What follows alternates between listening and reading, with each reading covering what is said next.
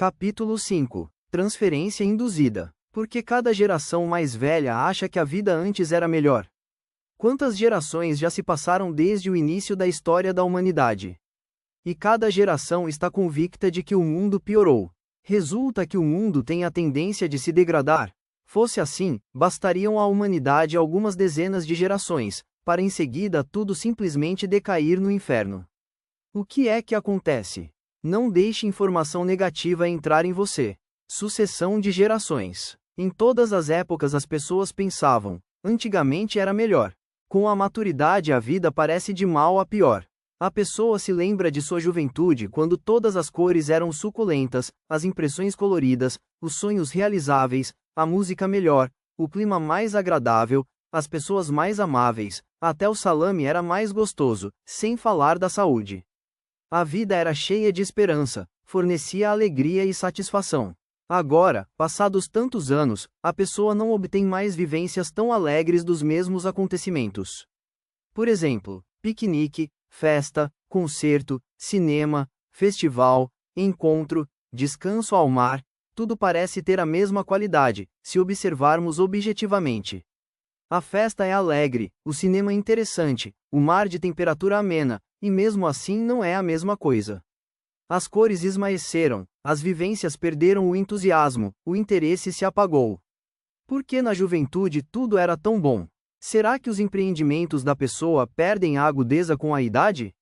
Mas com a idade a pessoa não perde a capacidade de chorar e rir, perceber cores e sabores, reconhecer o verdadeiro e o falso, distinguir o mal do bom. Ou o mundo de fato rola para o buraco? Na verdade, o mundo circundante por si não se degrada nem piora. Ele piora para cada indivíduo. Paralelamente à linha negativa de vida existem linhas que a pessoa largou, na sua época, onde está tudo bem como antes. Ao expressar insatisfação, a pessoa se sintoniza com caminhos realmente piores. Sendo assim, ela é puxada para eles. Em consonância com o princípio do transurfing no espaço das variantes há de tudo e para todos. Por exemplo, há um setor no qual a vida para determinada pessoa perdeu todos os seus encantos, mas para outras continua a mesma. Vibrando uma energia de pensamento negativa, a pessoa acaba em tal setor no qual a decoração de seu espaço modificou-se. Ao mesmo tempo, para os outros, o mundo permaneceu o mesmo. Nem precisamos verificar tais acontecimentos radicais quando a pessoa se tornou inválida, perdeu sua casa, seus parentes ou perdeu tudo por embriaguez. O mais frequente, no decorrer da vida, paulatinamente, mas firmemente, a pessoa escorrega para as linhas nas quais todas as cores da decoração desbotam. Então ela se lembra de como tudo era vivo e fresco muito anos atrás. Ao nascer, a pessoa aceita o mundo tal qual é. A criança ainda não sabe que pode ser pior ou melhor. Os jovens ainda não são muito mimados e caprichosos. Eles simplesmente descobrem este mundo e se alegram com a vida, já que eles têm mais esperanças do que pretensões. Eles acreditam que tudo não está mal agora e será melhor. Mas depois chegam os fracassos, a pessoa começa a entender. Nem todos os sonhos se realizam, outras pessoas vivem melhor, e é preciso brigar por um lugar ao sol. Com o tempo, as pretensões se tornam mais numerosas que as esperanças. A insatisfação e o queixum é a força impulsora que empurra a pessoa para as linhas de vida de fracasso.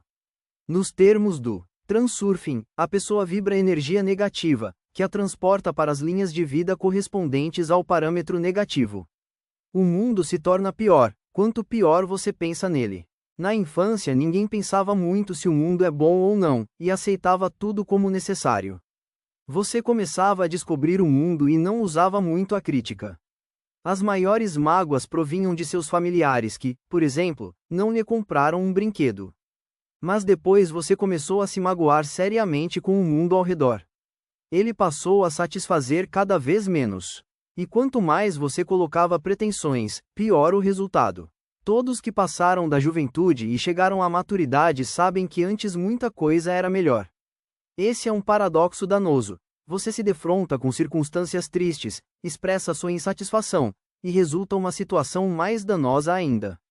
Sua insatisfação volta como um bumerangue. Primeiro, o potencial excedente da insatisfação volta às forças equilibradoras contra você. Depois, a insatisfação serve de canal, pelo qual o pêndulo suga energia de você. Terceiro, emitindo energia negativa, você passa para as correspondentes linhas de vida. O hábito de reagir negativamente se enraizou tanto que as pessoas perderam sua superioridade perante os seres vivos inferiores, a consciência. A concha também reage negativamente ao perturbador externo. Mas uma pessoa, diferente da concha, pode conscientemente e intencionalmente regular a sua relação com o mundo externo.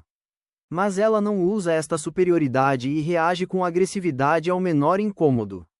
O ser humano costuma interpretar equivocadamente a agressividade como sua força, mas na verdade ele apenas se debate perdido na teia dos pêndulos. Você acha que a vida piorou. Mas para aqueles que agora são jovens a vida parece maravilhosa. Por que é assim? Talvez porque eles não sabem como era bom quando você tinha a idade deles. Mas na época viviam pessoas mais velhas que, igual a você agora, se queixavam da vida e ficavam lembrando como era bom antes. A causa não é só a capacidade da psique humana de apagar todas as lembranças ruins e deixar apenas o que foi de bom. A insatisfação se dirige ao presente momento, porque o presente parece pior do que o passado. Parece que, se aceitarmos o fato de que a vida se torna a cada ano pior, o mundo há muito deveria ter simplesmente desmoronado. Quantas gerações já passaram desde o início da história da humanidade? E cada uma acha que o mundo piorou. Por exemplo, qualquer pessoa de idade dirá com convicção que antes a Coca-Cola era melhor. No entanto, a Coca-Cola foi produzida em 1886. Imagine o quanto ela agora é detestável. Talvez o gosto feneça com a idade? Não é bem assim, pois para uma pessoa de idade piorou qualquer outra qualidade, dos móveis ou do vestuário, por exemplo. Se o mundo fosse único para todos, depois da transição de algumas dezenas de gerações, ele simplesmente se tornaria um inferno. Como entender essa afirmação paradoxal, que o mundo não é o mesmo para todos? Todos nós vivemos no mesmo mundo da realização material das variantes. Mas as variantes para cada ser humano são próprias de cada um. Aparentemente se encontram evidentes diferenças nos destinos, ricos e pobres, bem-sucedidos e mal-sucedidos, felizes e infelizes. Todos eles vivem no mesmo mundo, mas para cada um o mundo é particular. Poderíamos achar que está tudo claro, que há os bairros pobres e há os bairros ricos. No entanto, diferenciam-se não só os cenários dos destinos e os papéis, como também as decorações. Essa diferença não é tão evidente. Uma pessoa olha para o mundo da janela de um belo automóvel, a outra, da lata de lixo. Uma está na roda da alegria, a outra, preocupada com seus problemas. Uma vê um grupo alegre de jovens, a outra, um bando displicente de malfeitores. Todos olham para o mesmo, mas os quadros resultantes diferem, como o filme colorido difere do preto e branco. Cada ser humano está sintonizado com o seu setor no espaço das variantes, por isso cada um vive em seu mundo. Todos esses mundos se deitam um sobre o outro como camadas e originam aquilo que nós entendemos como o espaço no qual vivemos. É possível que lhe seja difícil imaginar. Separar uma camada da outra é impossível. Cada ser humano forma com seus pensamentos a sua realidade e, ao mesmo tempo, essa realidade cruza e interage com o mundo ao redor. Imagine a Terra, onde não há nenhum único ser vivo. Os ventos sopram, a chuva cai, os vulcões entram em erupção, os rios correm, o mundo existe. Aí nasce um ser humano e começa a observar tudo isso. A energia de seus pensamentos gera realização material num setor determinado do espaço das variantes, a vida de tal pessoa em tal mundo. Sua vida representa uma nova camada desse mundo. Nasce outro ser humano, surge outra camada. Morre um ser humano, a camada desaparece ou, talvez, transforma-se com relação ao que acontece lá, além das soleiras da morte. A humanidade supõe vagamente que existem outros seres vivos, que se encontrariam em certos mundos paralelos. Mas vamos admitir por um minuto que não existem seres vivos no mundo, por enquanto. Então que energia gerou a realização material do espaço no qual não há nenhum ser vivo? Só podemos indagar sobre isso. E pode ser que, se morrer o último ser vivo, o mundo desaparecerá? Quem pode afirmar que o mundo existe se não há ninguém nele? Ora, se não há ninguém, quem pode dizer que o mundo, no nosso entendimento, existe, ou seja, nem dá para falar dele?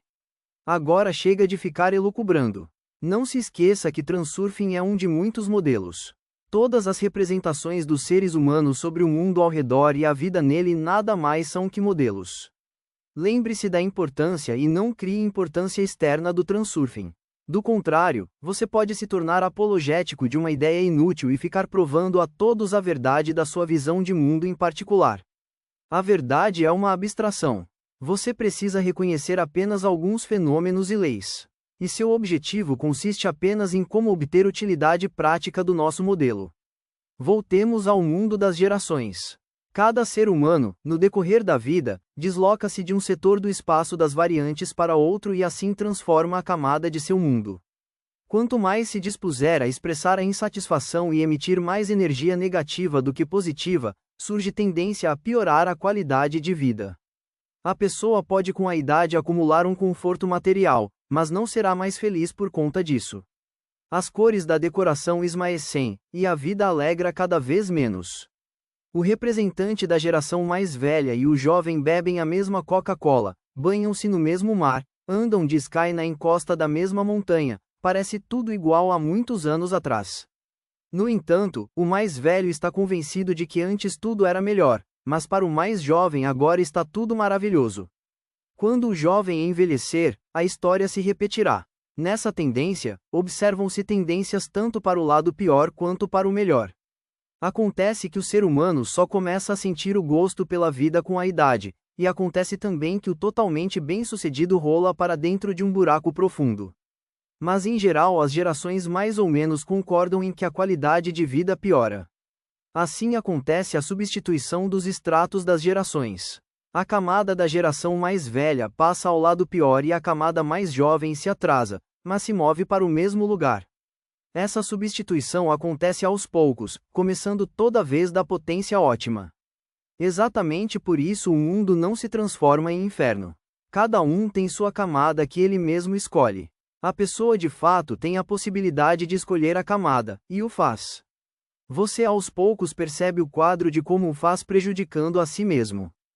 Nos capítulos anteriores já falamos de como não criar inferno em sua camada. E como devolver-se ao mundo anterior, voltar para as linhas nas quais a vida está tão plena de cores e esperanças, como foi na infância e na juventude. Com essa tarefa também é possível lidar com a ajuda da técnica do Transurfing. Mas para começar, é necessário entender de que forma saímos daquelas linhas bem-sucedidas e cheias de esperança para as outras, nas quais se pode perguntar: ora, como é que você se permitiu esse tipo de vida? O funil do pêndulo. A psicologia do ser humano é construída de maneira que ele reage com maior intensidade aos perturbadores negativos.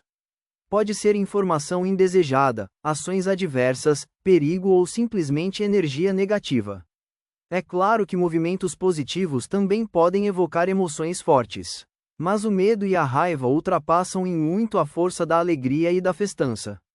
A razão desse desequilíbrio remonta a séculos, quando o medo e a raiva eram fatores decisivos de sobrevivência. Qual a vantagem da alegria? Ela não ajuda nem a se defender nem a evitar o perigo, nem conseguir alimento. E a vida, cheia de cargas e falhas no decorrer de toda a história, trouxe mais angústia e medo do que alegria e contentamento. Daí a tendência das pessoas de se entregar com maior facilidade a pensamentos tristes e à depressão, enquanto a alegria rapidamente passa. Ou você já ouviu que uma pessoa normal sofresse de alegria descabida? Mas o estresse e a depressão são constantes, e estão lado a lado. Os pêndulos se utilizam ativamente de tais características dos empreendimentos humanos e, em particular, também o fazem os recursos da informação de massa. Nos programas de notícias você raramente ouvirá notícias boas. Costumam fazer assim: pega-se algum fato negativo, se distorce, surgem novos detalhes, tudo isso é enfatizado e dramatizado. Segundo o mesmo princípio, oferecem-se outras notícias negativas: catástrofes, cataclismos, atos terroristas, conflitos armados e assim por diante. Preste atenção a uma regra. Os acontecimentos se desenvolvem em espiral. Primeiro o começo, o cordão, depois a virada, a tensão aumenta, depois complicação, as emoções se inflamam, e finalmente o desfecho. Toda a energia estoura no ar e ocorre uma tranquilização temporária. Lembre-se de que as ondas batem na praia. Segundo o mesmo princípio se constroem infindáveis seriados de televisão.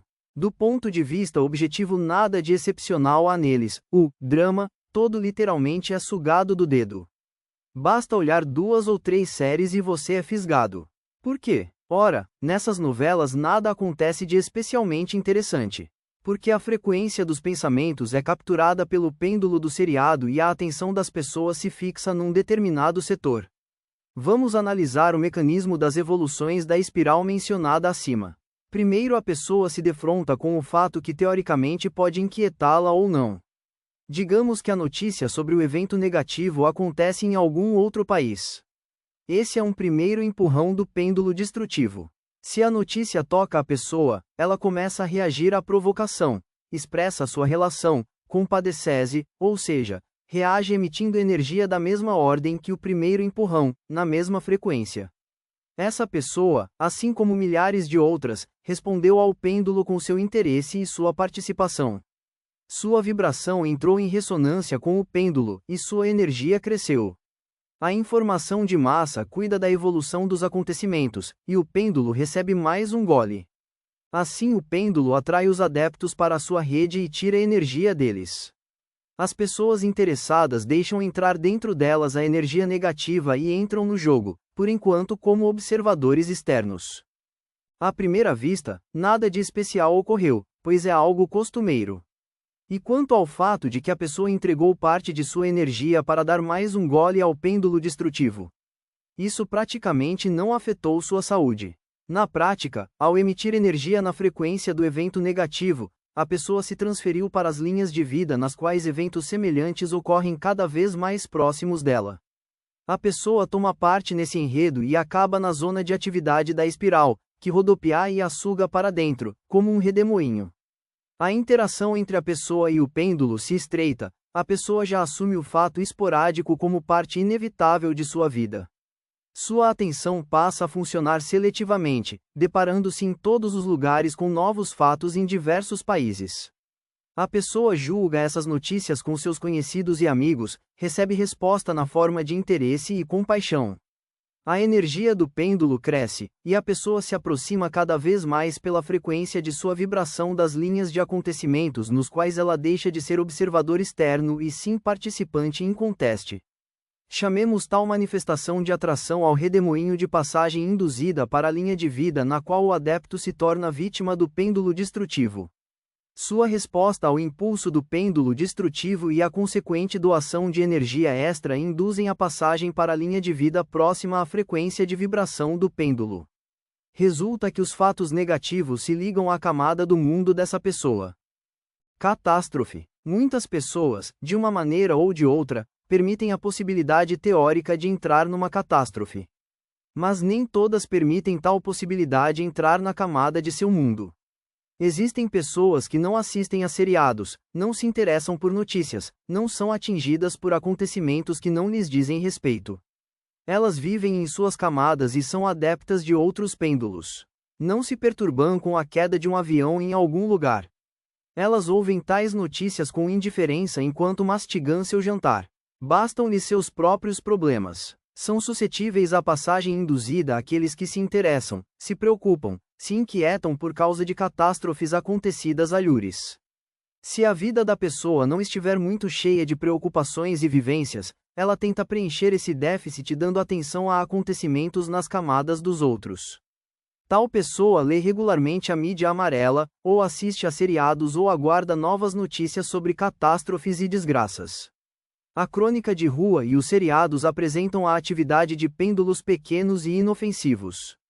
Tornar-se adepto deles apenas cumpre o déficit de informação, emoção e vivências. Mas mostrar interesse pelos pêndulos destrutivos das catástrofes e desgraças traz em seu bojo uma ameaça real. Esses são fortes e muito agressivos. A frequência da vibração mental da pessoa que deu atenção a tais acontecimentos é capturada da mesma maneira como nos seriados. A pessoa interessada em informação negativa sempre a receberá em excesso. De início ela assume papel inofensivo de observador externo. É como se ela estivesse sentada na arquibancada e observasse um jogo de futebol. O jogo vai capturando sua atenção e ela se torna um torcedor ativo. Em seguida ela desce ao campo e começa a correr, ainda sem receber a bola. Lenta e imperceptivelmente ela é sugada cada vez mais para dentro do jogo e finalmente recebe a bola. O observador se tornou jogador, ou seja, vítima da catástrofe. Como poderia ser diferente? Ora, as catástrofes se tornaram parte da vida da pessoa, ela mesma permitiu a entrada em sua camada, assumiu sem querer o destino da vítima e materializou a variante infeliz. É claro que ela não quis assumir o papel de vítima, mas isso não importa. O papel é atribuído pelo pêndulo caso a pessoa aceitou o jogo. Por isso, se para muitas outras pessoas tal desgraça não passa de confluência infeliz de circunstâncias, para a nossa vítima isso é um final lógico e de acordo com a lei. A probabilidade de o nosso herói se encontrar no lugar e na ocasião necessários já está acima da média. Se você ignorar as cutucadas dos pêndulos destrutivos, jamais cairá na catástrofe. Digamos que a probabilidade estará próxima de zero. Você pode retrucar: como é que as pessoas perecem aos milhares em catástrofes ou desgraças? Será que elas pensam juntas e ao mesmo tempo sobre catástrofes? A questão é que você não vive só nesse mundo. Você é rodeado por uma massa de pessoas trabalhando ativamente para os pêndulos destrutivos e emitindo energia no espectro desses pêndulos. Ninguém pode se isolar idealmente dessa vibração. O campo vibracional captura você e você, sem saber, começa a vibrar nas mesmas frequências. As raízes dessa conduta remontam à profundeza dos séculos, quando o instinto gregário ajudava a evitar perigos. Exatamente por isso o campo energético da passagem induzida cresce como lava e puxa como redemoinho. A tarefa consiste em se situar o mais longe do centro do redemoinho.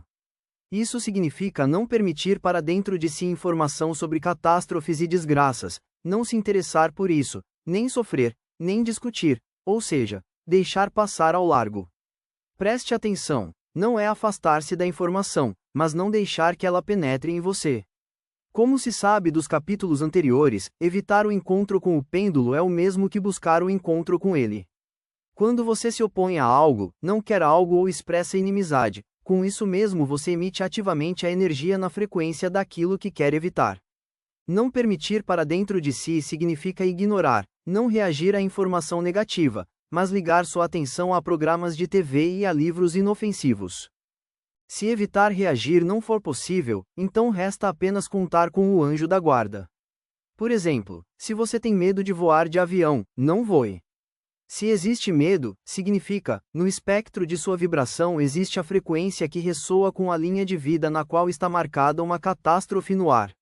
Isso não significa que você inevitavelmente cairá nessa linha, no entanto, existe a probabilidade. Se você simplesmente não pensa sobre o perigo no avião, nada a temer. Ao contrário, se você experimenta intranquilidade inusitada perante o voo, é razoável evitar o risco. Se deixar de voar é absolutamente impossível, então é preciso aprender a ouvir o murmúrio das estrelas matutinas. O que é isso e como se faz, você vai saber. Guerra. A guerra eclode da mesma maneira como uma briga elementar. Primeiro um lado exprime sua opinião ao outro. Este tem uma opinião contrária, por isso a expressão funciona como cutucada do pêndulo destrutivo. O segundo lado responde ao primeiro impulso com uma amplitude um tanto maior. A isso o primeiro por sua vez novamente responde com agressividade maior. E assim num crescendo até que o negócio chega ao confronto físico. Parece um quadro simples e evidente de luta entre dois pêndulos que, batendo um no outro, oscilam cada vez com maior força. Ao eclodir a guerra ou a revolução funcionam muitos fatores, mas o objetivo é o mesmo. Primeiro se diz às pessoas que elas vivem mal. Com isso todos concordam rapidamente. A primeira proposição do pêndulo foi aceita. Depois se encontra a explicação que as pessoas são impedidas por outras de viver melhor. Isso evoca indignação, o pêndulo ganha amplitude. Em seguida vem a provocação de um ou de outro lado, o que evoca uma tempestade de indignação, o pêndulo reuniu forças, e é possível começar a guerra ou a revolução.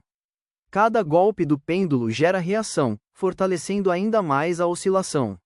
Acontece uma transição tipo lava para a linha de vida na qual a tensão aumenta. A situação pode ser mudada somente bem no início, depois já sai fora do controle. No momento inicial da evolução da espiral, se na primeira apresentação do pêndulo você reage pacificamente ou simplesmente se afasta de lado, o pêndulo desaba ou se apaga, consequentemente a passagem para uma nova volta, ou seja, para outra linha, não acontece. Se, no entanto, você aceitar a oscilação do pêndulo, a frequência da vibração do participante se transfere, pelos parâmetros, para a linha da nova volta da espiral. Infelizmente, se um só participante dos acontecimentos não reagir ao pêndulo, isso ainda não garante que ele não será sugado para a guerra ou a revolução. Se ele cair num redemoinho poderoso, então por mais que tente, é quase impossível sair fora. No entanto, mesmo se cair nos aborrecimentos do jogo do pêndulo, ao menos ganha chances adicionais de permanecer vivo e sair com perdas mínimas. Então só é preciso imaginar bem o que significa aborrecimentos da guerra ou da revolução. Você pode detestá-la ou lutar ativamente. Para o pêndulo não importa se você é contra ou a favor. Ele recebe a energia não importa o sinal, negativo ou positivo.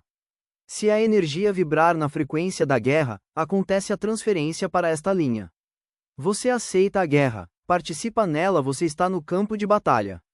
Você luta contra a guerra, ela o engole mesmo assim. Não aceitar o pêndulo significa ignorá-lo. É claro que ignorar nem sempre dá certo, e é nisso que consiste o perigo da passagem induzida. Pelo menos não se deve assumir a posição nem de apoiadores nem de opositores da guerra. Em todas as épocas existiam governos neutros, os quais, ficando de lado, observavam como nações inteiras destroem-se umas às outras. Preste atenção às demonstrações e reuniões onde as pessoas protestam furiosamente contra ações de guerra. Para o pêndulo que tenta iniciar a luta com seu adversário, estas oferecem adeptos tão dedicados e desejados como o são os adeptos da luta. O protesto ativo é a consequência mais natural da guerra, embora adeptos ingênuos estejam convencidos do contrário. Proposições pacíficas e a descoberta do rosto escondido e dos motivos do pêndulo são ações que apagam a guerra. Lembre-se da alegoria da colmeia de abelhas selvagens? O pêndulo declara aos seus adeptos que as abelhas são perigosas, por isso é preciso destruí-las. Mas do que de fato precisa o pêndulo? Talvez o mel delas? Desemprego. Como já falamos, participar do jogo do pêndulo destrutivo pode ser feito de diversas maneiras, tanto apoiando quanto se opondo. A segunda opção é mais perigosa, pois o desejo de evitar o confronto com o pêndulo cria potencial excedente que atrai para dentro do redemoinho da passagem. Perder o emprego é temido por quase todos. A passagem induzida para a rua é muito terrível. Começa tudo do pequeno e bem inofensivo. Esse pode ser um fraco primeiro sinal. Com a beira da orelha você ouviu que os negócios na sua empresa não vão tão bem como antes. Ou alguém de seus conhecidos perdeu o emprego, ou correm boatos de que em algum lugar há indício de redução de gastos, ou algo desse tipo. No nível subconsciente, imperceptível para você, acendeu-se uma lâmpada vermelha. Segue outro sinal, por exemplo, a subida vertiginosa da inflação.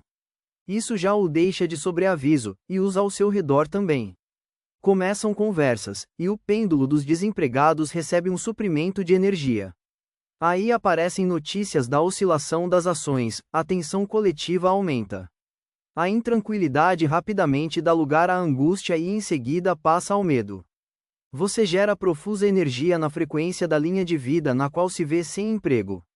Quando você carrega dentro de si o medo de se encontrar na lista dos demitidos, pode acreditar que isso é tão visível como se tivesse pendurado em seu pescoço um cartaz: "Vocês podem me demitir". Se você acha que pode ocultar este medo, está muito enganado. Gestos sutis, entonações na voz às vezes falam mais do que palavras. Ao perder a autoconfiança, você já não é um trabalhador tão eficiente quanto antes. Aquilo que antes lhe era fácil, agora não gruda. Na relação com seus colegas de trabalho aparece tensão, pois eles também estão na mesma situação. O nervosismo você transmite para a família e lá, em vez de apoio, você recebe acusações. O estresse vai aumentando e você já não é mais um trabalhador, no seu peito pende um cartaz, pronto para ser despedido. A razão do medo de ser demitido é moldada no sentimento de culpa, que medra ou arde como um forte fogo no seu subconsciente. Quem será demitido em primeiro lugar? Os piores. Se você se permitiu achar que pode ser pior que os outros, você mesmo se colocou na lista negra. Recuse o sentimento de culpa. Permita-se a beleza de ser você mesmo. E se não der, comece o processo de buscar outro emprego. O potencial excedente do sofrimento se dissipa com ação. Algumas pessoas começam a busca de um novo emprego imediatamente após conseguirem um emprego. Elas o fazem não porque pretendem trocar imediatamente o novo emprego.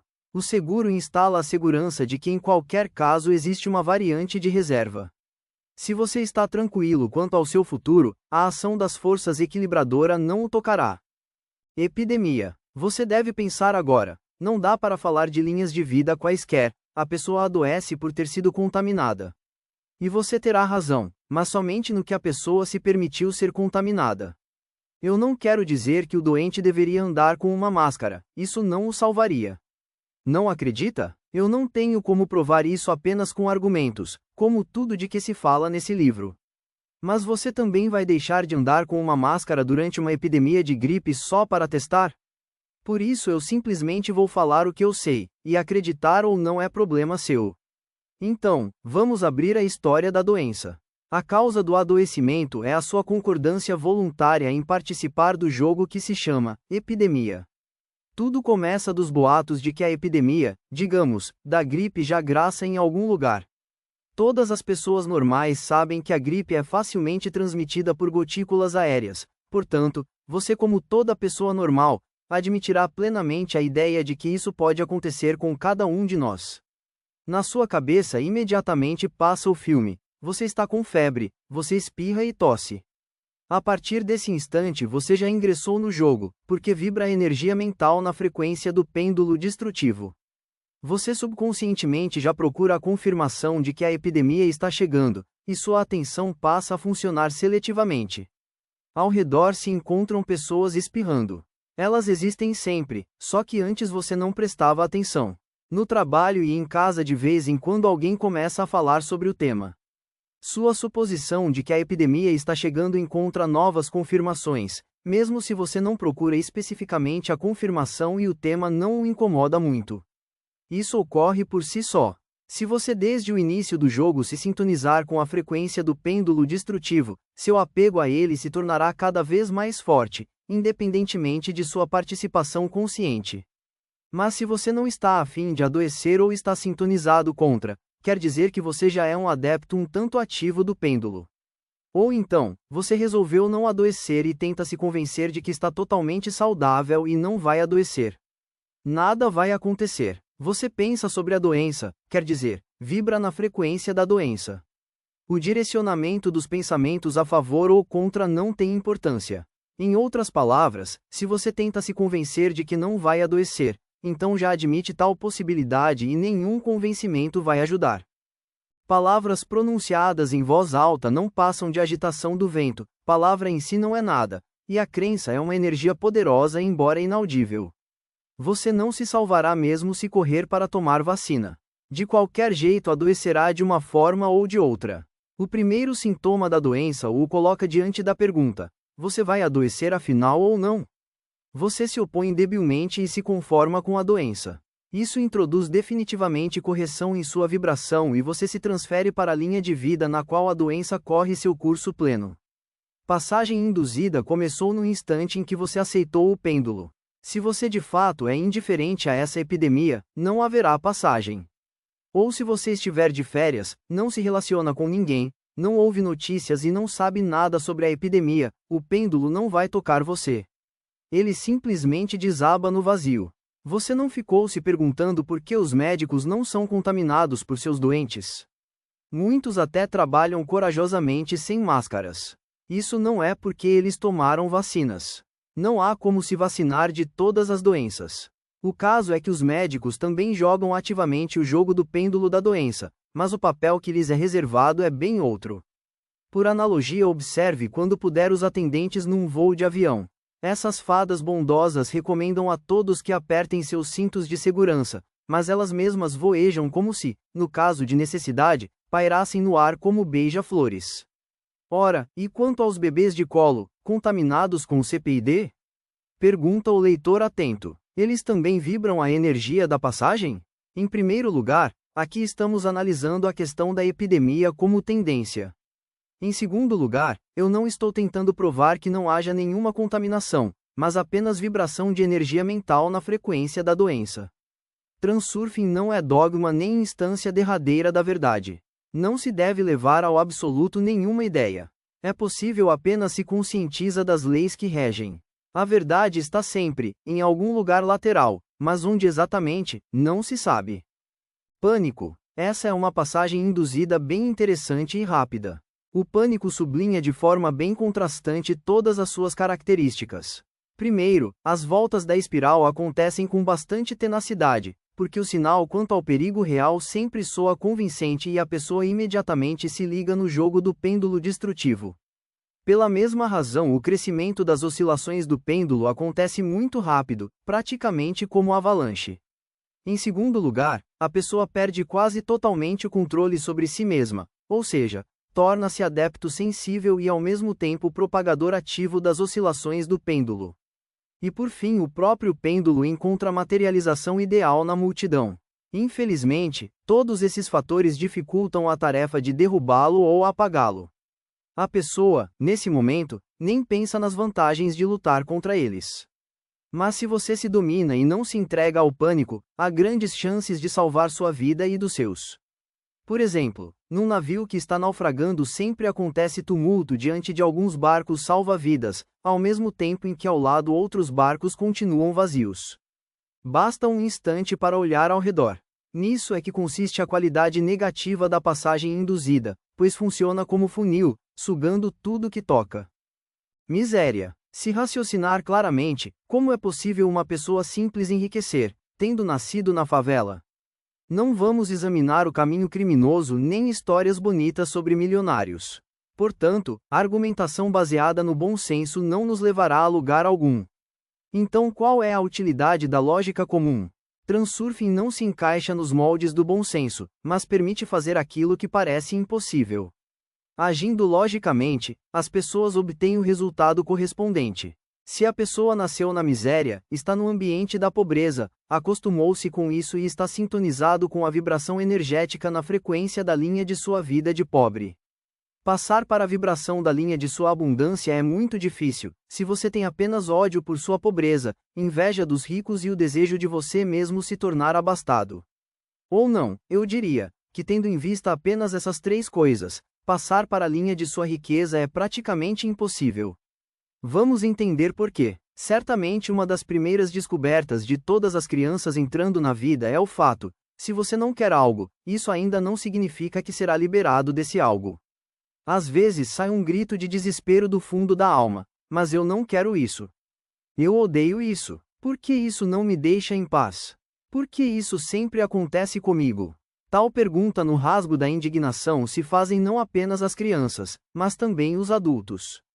De fato, é difícil fazer as pazes com tal situação, em que se você não quer algo, esse algo acontece assim mesmo, mas se você o odeia, então esse algo o persegue inexoravelmente.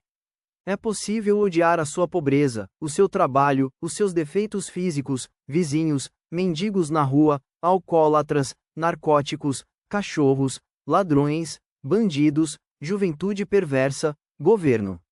Quanto mais forte você o odiar, tanto mais disso você encontra na vida. E você já sabe por quê. Isso o captura, você pensa nisso, ou seja, vibra na frequência da linha de vida na qual o objeto da sua insatisfação está presente em excesso. Não importa qual é o polo da vibração, agrada ou desagrada. O segundo é mais eficiente ainda porque suas emoções são mais fortes. Por outro lado, aquilo que não lhe agrada é para você um pêndulo destrutivo, e por isso você o faz oscilar ainda mais com seus sofrimentos. E por fim, se você odeia ativamente, cria potencial excedente. As forças equilibradoras serão dirigidas contra você porque lhes é mais fácil afastar um oponente do que mudar o mundo que não abarca alguém. Imagine quantos fatores nocivos jazem na relação negativa com a vida. Voltemos à pessoa que nasceu na pobreza. Ela sonha se tornar rica. Mas o desejo somente, como se sabe, nada muda. Você pode se esparramar no sofá e preguiçosamente entoar: nada mal seria um pratinho de morangos. Mas onde obtê-los, pois é impossível agora já que estamos no inverno. É assim que um pobre sonha enriquecer. Se a pessoa não está pronta a agir para obter o que deseja, não o obterá. Mas ela não está funcionando a partir da convicção de que não vai dar certo nada mesmo. O círculo é assim, fechado. O desejo não tem força alguma. Ele não pode mover um dedo sequer. Isso é feito pela intenção, ou seja, a decisão de agir. A intenção engloba a prontidão para ter. A pessoa pode dizer: ora, isso ninguém tira de mim. É tão fácil, pois eu quero ser rico. Não. Novamente entre querer e estar pronto para se tornar, jaz um abismo profundo. Por exemplo, o pobre se sente peixe fora de água, em ambiente rico ou numa loja de coisas caras, mesmo que se esforce para convencer a si e os outros do contrário. No fundo da alma ele acha que não merece tudo isso. A riqueza não entra na zona de conforto do pobretão não porque ser rico seja desconfortável, mas sim porque ele está longe de tudo isso. A poltrona nova é muito confortável, mas a velha é mais confortável ainda. O pobre conhece apenas o lado externo da riqueza: casas formosas, carros luxuosos, decorações, clubes. Se colocarmos o pobre num ambiente assim, ele sentirá desconforto. E se lhe dermos uma mala de dinheiro, ele passará a cometer variadas tolices e no final perde tudo. A vibração energética que ele emite se encontra em aguda dissonância com tal vida. E enquanto o pobre não deixar os atributos da riqueza ingressarem na sua zona de conforto, enquanto não aprender a se sentir dono de coisas caras, ele permanecerá pobre, mesmo se encontrar um tesouro. Outro obstáculo no caminho para a riqueza é a inveja. Sabe-se que invejar significa lamentar a sorte do outro. Nesse sentido, nada de construtivo há nesse sentimento, mas há um elemento destrutivo muito forte. A psicologia da pessoa é constituída de tal forma que se ela inveja aquilo que gostaria de ter, então tenta desvalorizar isso de tudo quando é jeito. Essa é a lógica da inveja escura. Eu invejo aquilo que ele tem. Eu não tenho isso e nem terei. Mas no que sou pior que ele? Quer dizer que aquela coisa que ele possui é ruim, e não preciso dela. Assim o desejo de ter se torna defesa psicológica e em seguida se transforma em aversão. A aversão caminha numa linha muito tênue, pois no subconsciente tudo é entendido literalmente. A consciência deprecia o objeto de ódio somente na aparência, para se tranquilizar, mas o subconsciente leva tudo a sério. E aqui ele presta um serviço de onça, dividindo você para não receber aquilo que foi depreciado e rejeitado. Dessa maneira você vê que forças poderosas mantêm a pessoa na linha de vida pobre. De forma mais dramática ainda se desenvolvem acontecimentos na passagem induzida da linha de vida abastada para a pobre. Acontece que uma pessoa bem-sucedida perde tudo e acaba na rua. Toda a maldade da passagem induzida para a pobreza se revela em que a espiral da pessoa se desenrola primeiro devagar, imperceptivelmente, e depois com mais impulso de forma que não dê mais para detê-la. Essa espiral começa nas dificuldades financeiras temporárias. Você nota que dificuldades financeiras temporárias todos podem ter sempre. É algo comum e inevitável, como a chuva no dia em que você planejou ir a um piquenique. Se você não cair por causa disso na raiva, na depressão, na perturbação ou ficar magoado com a vida, então a oscilação do pêndulo destrutivo, ao não ter recebido nutrição, se apagam. A passagem induzida começa no caso em que você agarrou a ponta da espiral. Para rodar a espiral é necessária a sua reação ao pêndulo destrutivo. A primeira reação sua é insatisfação. Para o pêndulo isso ainda é um apoio muito fraco e se nisso suas emoções esvaziarem, ele se apaga. Outra reação é a indignação, e isso já é mais forte, e o pêndulo se anima e lhe manda informação de que alguém é culpado por suas dificuldades financeiras. A esse novo golpe você reage com respostas negativas ou ações endereçadas aos culpados. Nesse instante, o pêndulo destrutivo já se animou totalmente e começa uma nova volta da espiral. Você recebe um pagamento menor ou os preços sobem, ou lhe exigem que você pague uma dívida. Preste atenção, numa dada etapa você ainda não percebe que algum processo está acontecendo. Simplesmente pode parecer que aconteceu um infortúnio. De fato, isso é um processo dirigido que você mesmo induz, reagindo às oscilações do pêndulo. A frequência da sua vibração energética vai se transferindo da linha na qual você é bem-sucedido para a linha na qual você é destituído e indignado. Por isso você se transporta para a linha coerente com esses novos parâmetros. E agora a sua situação piora cada vez mais. De todos os lugares chegam notícias ruins, os preços crescem, os negócios na empresa familiar vão mal. Você passa a discutir ativamente essas notícias negativas com os conhecidos e familiares. As discussões acontecem em tom destrutivo, ou seja, na forma de queixas, indignações e agressão endereçadas aos supostos culpados. De forma especialmente intensa, isso se revela nos empreendimentos onde os negócios estão mal mesmo.